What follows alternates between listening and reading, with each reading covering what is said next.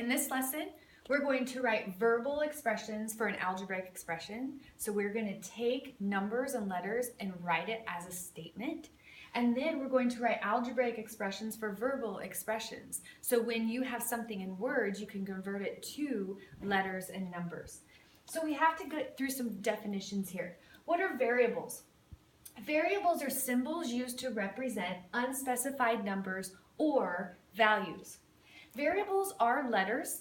We are going to use the variable x quite a bit in algebra, so we want to stay away from using x for times, and we'll talk about that a little bit more soon.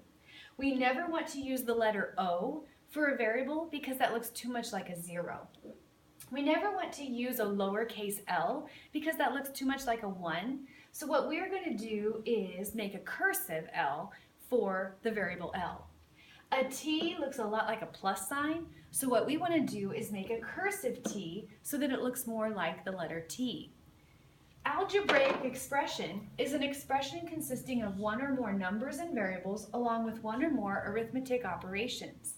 So this is basically saying we can take a variable, put it together with numbers with some different operations, and we have an algebraic expression, like this, 0.1 times d. Like this, the product of 2 and x added to 4. Like this, 3 added to the quotient of z and 6. Like this, p times q. Like this, the product of 4c and d all divided by 3m and n. So why can't we use x as times? Well, x is a variable, so we can't put an x here because that would look like pxq.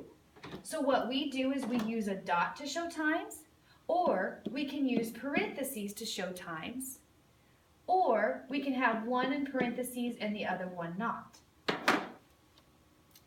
A term is a number, a variable, or a product or quotient of numbers and variables. We have two different types of terms. A variable term, where we have just variables like x, y, z, that's the product of x, y, and z, or 3 times x. A constant term is going to have a value in it, a number value. 14 is a constant term. In this particular algebraic term, 3 is the constant because the 3 doesn't change. The variable is x because that will change. Factors are the quantities being multiplied. A product is the result of the quantities being multiplied. So remember how we showed multiplication? You can have a factor times another factor, which would then equal a product. A power is the expression of the form x to the power of n, read x to the nth power.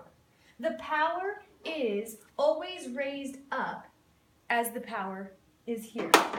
A base, in the expression x to the power of n, the base is x. That is what you're taking to a power. The exponent is another name for a power. In this expression, the exponent is n, and it indicates the number of times x is used as a factor. The power symbol that you see on your calculator is this. It looks like an arrow or a chevron. And so in this expression, 3 to the power of x, another way to write it would be 3 to the power of x, like so. So this is the value 3 times x to the power of 4.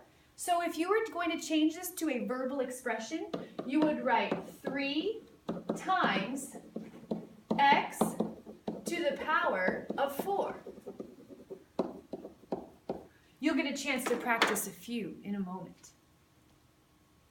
Some clues to help you. If it's addition, you're going to see more than, sum, increased by, and added to. Subtraction, you're going to see less than, subtracted from, difference, and decreased by, and minus. Multiplication, you're going to see product of, multiplied by, or times. For division, you're going to see quotient or, divided by. Another way for multiplication, you know it's multiply, is you'll see of.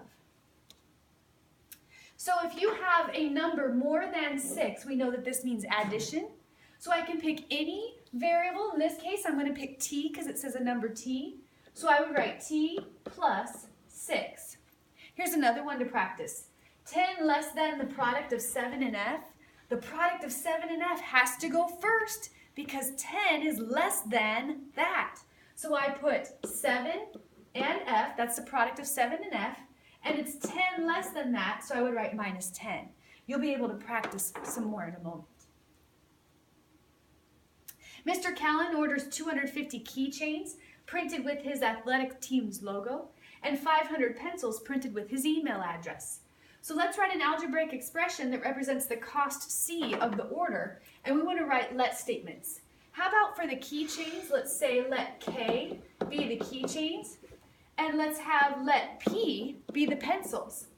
So here's an expression we could write for his situation. The cost C is equal to 250 times the cost K of the keychains added to 500 times P pencils. So now you've written an algebraic expression to show his situation. You'll have a chance to practice this one in your notes.